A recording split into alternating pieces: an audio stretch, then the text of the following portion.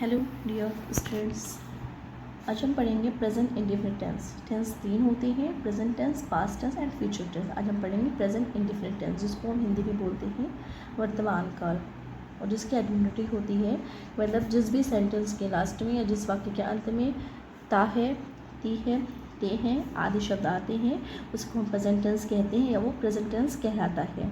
ठीक है, ये टेंस आप लोग पढ़ लेंगे तो आपको जो बाकी टेंस हैं, बाकी पढ़ा फ्यूचर टेंस, पास्ट टेंस जो भी हैं, वो पढ़ने में आपको बहुत ही आसानी होगी और बहुत जल्दी समझ में आ जाएगा। इसका स्ट्रक्चर होता है सब्जेक्ट प्लस वर्ब की first form plus S plus object. इस फॉर्मूला के तौर पे, इस स्ट्रक्चर की मदद से हम सारे सेंटेंस बनाएंगे। यहाँ पे जो एस दिया है वो हम बताते हैं कि एस कहाँ लगाना है और किसके साथ एस का यूज़ करेंगे। एक होता है सिंगुलर नाउन, एक होता है प्लूरल नाउन। वो आप लोगों को पता होगा या नहीं पता होगा तो मैं मेंशन कर देती हूँ। यहाँ पे he, she, it, name, relation word, ये हमारे सिंगुलर नाउन होते हैं, जिसको हिंदी में एक वचन बोलते हैं। ही मतलब वाह, शी मतलब वाह, शी मतलब वाह लड़की के लिए लगता है, ही मतलब वाह लड़की के लिए लगता है। नेम मतलब किसी भी इंसान का नेम हो, जानवर का नेम हो, किसी भी चीज़ का नेम हो।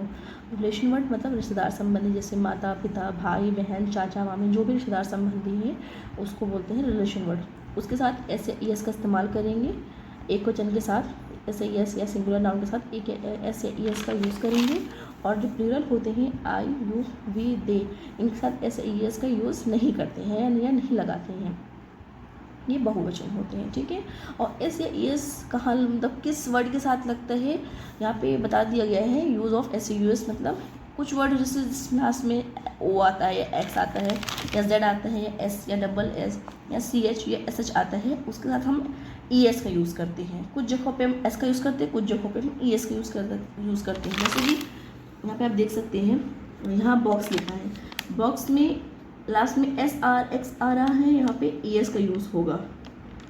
यहाँ ब्रांच है, ब्रांच में लास्ट में सी एच आ रहा है, वहाँ पे ई एस का यूज़ होगा। यहाँ गो है, लास्ट में ओ आ रहा है, वहाँ पे ई एस का यूज़ होता है। जहाँ पे ये वर्ड्स आते हैं, ये मेंशन हुए हैं, वहाँ पे लास्ट में ऐड करेंगे तो ई एस यूज़ करेंगे। ओके, और बाकी जगहों पे एस का यूज़ करते हैं। एग्जाम्पल के तौर पे जैसे यहाँ लिखा हुआ है राम बाजार जाता है,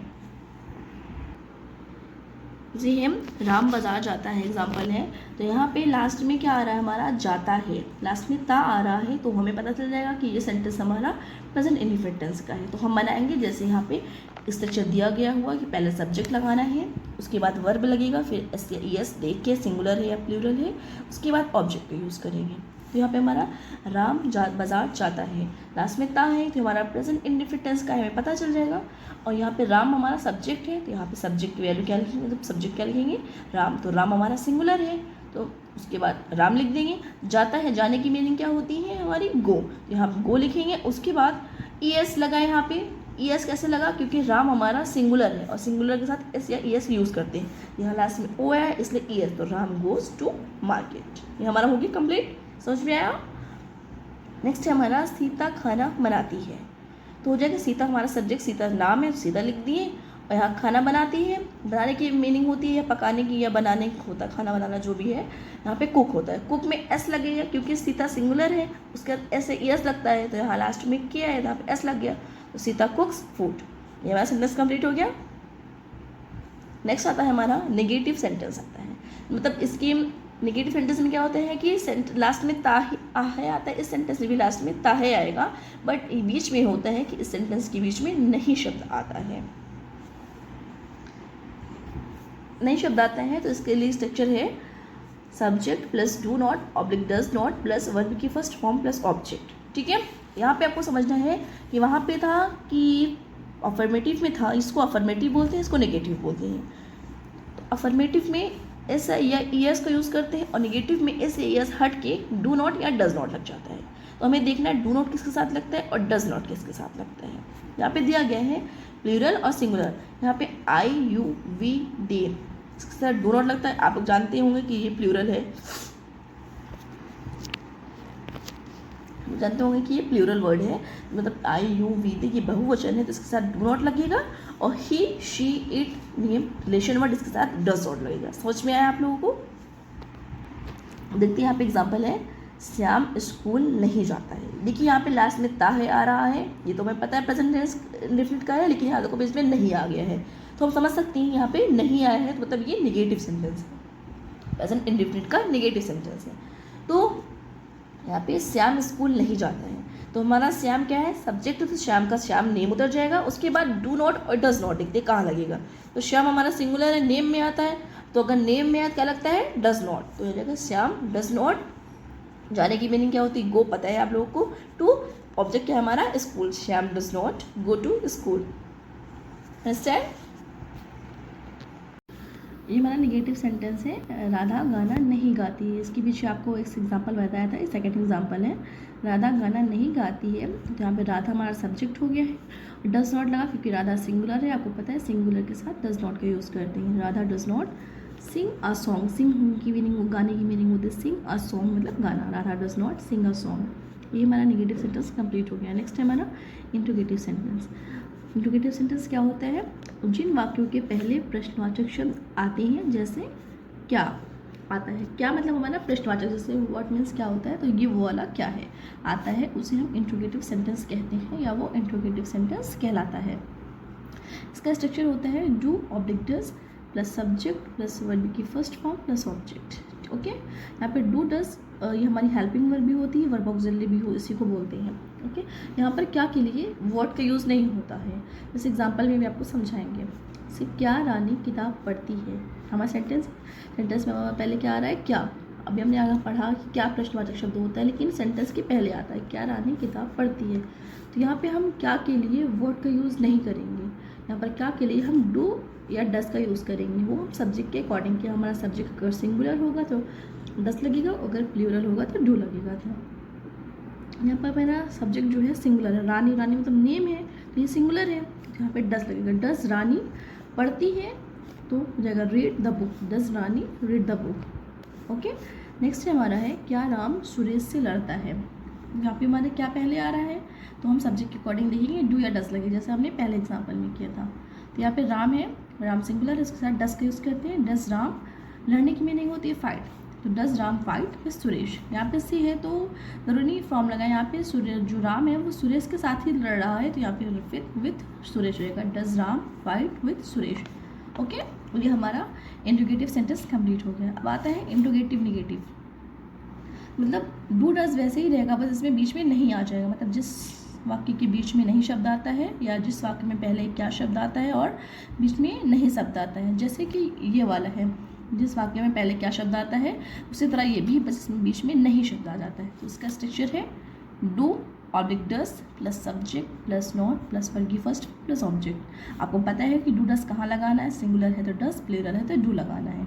ओके, यहाँ पे एग्जाम्पल है हमारा क्या तुम खाना नहीं पकाती हो, लास्ट में क्या आ रहा है, ती हो, ठीक है, तो क्या तुम खाना नहीं पकाती हो, तो यहाँ पे दिखेंगे सब्जेक्ट, पता है आपको सब्जेक्ट के अकॉर्डिंग ही वर्ब ऑक्सिलरी यहाँ पे यूज़ होगा, मतलब क्या के लिए हमें वर्ब ऑक्सिलरी डू या डज में लगाना है। तो यहाँ पे सब्जेक्ट हमारा क्या है, तुम, तो तुम मतलब यू हमारा क्या है, प्लूरल है, तो यू के साथ क्या लगता है, डू, तो डू यू निगेटिव है तो नॉट, डू यू नॉट, पकाने की मीनिंग होती है cook, do you not cook, और हमारा ऑब्जेक्ट क्या है, कुक हमारा वर्ब है, तो ऑब्जेक्ट की अवस्था है हमारा फूड, डू ऑब्जेक्ट हो जाएगा हमारा food, do you not cook the food, एक सेंटेंस कंप्लीट हो गया। दूसरा है क्या किशन रोज़ बाजार नहीं जाता है, क्लास में ता आ रहा है, हमारे प्रेजेंटेशन पता ही है आपको, और इंट्रोगेटिव तो क्या है, नेगेटिव का नहीं भी बीच में है, तो हमारा क्या है, बनाएंगे सेंटेंस क्या के लिए, हम यहाँ पे डू डज लगता है, लेकिन हम देखेंगे सब्जेक्ट हमारा क्या है, अगर सिंगुलर आपको पता है कि डू डज कहाँ लगता है, किशन हमारा सिंगुलर है, सिंगुलर के साथ डज लगेगा, तो does Kishan not go to market daily. Okay, ये हमारा नेगेटिव सेंटेंस कंप्लीट हो गया।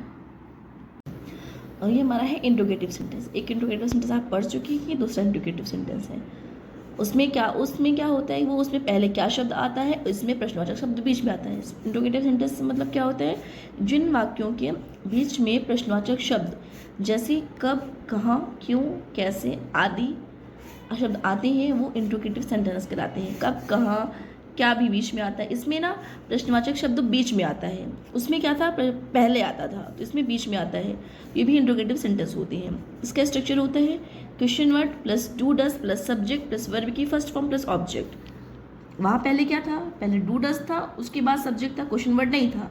अभी सेंटेंस सॉल्व करेंगे और सेंटेंस बनाएंगे तो उसमें समझ में आ जाएगा आप लोगों को। यहाँ पे क्या है एग्जाम्पल हमारा, वह तुमसे क्यों बात करती है। यहाँ पे देखिए हमारा प्रश्न सब बीच में आया है, तो कैसे बनाएंगे, पहले क्वेश्चन वर्ड होता है, क्वेश्चन वर्ड हमारा क्या है क्यों, तो क्यों की इंग्लिश क्या होती है वाई, वाई फिर डू डज लगता है, डू डज पता है आपको कैसे लगता है, तो सिंगुलर उसके साथ डज और प्लूरल के साथ डू। वह यहाँ पे सेंटेंस में वह है, तो वह हमारी लड़की है, सिंगुलर है, तो उसके क्या लगता है डज, तो why does she talk to you, वह तुमसे क्यों बात करती है, तो क्वेश्चन वर्ड के लिए वाई लग गया, हमारा सब डू डज लगेगा तो सब्जेक्ट के अकॉर्डिंग लगेगा, तो does why does she talk to you. Okay, next example है हमारा, रीमा कब स्कूल जाती है, तो पहले क्या लगेगा क्वेश्चन वर्ड कब, कब की मीनिंग होती है व्हेन, उसके बाद डू डज लगता है सब्जेक्ट के अकॉर्डिंग, यहाँ रीमा नेम है तो यहाँ पे डज लग जाएगा व्हेन डज, फिर रीमा सब्जेक्ट हो जाएगी, वर्ब हमारी क्या है जाने, जाना जाती है, तो go, when does Reema go to school, ये हमारा कंप्लीट हो गया सेंटेंस। नेक्स्ट है हमारा इंट्रोगेटिव नेगेटिव सेंटेंस, इसकी हिंदी भी वैसे ही होती है, मतलब इसका अर्थ वही होता है कि जिन वाक्यों, जैसे यहाँ पे है, जिन वाक्यों के बीच में प्रश्नवाचक शब्द कब, कहाँ, क्यों, कैसे आदि आते हैं, इसमें बस ये निगेटिव होता है, मतलब कब, कहाँ के साथ बीच में नहीं भी आता है, तो उसको हम इंट्रोगेटिव नेगेटिव सेंटेंस बोलते हैं। ओके,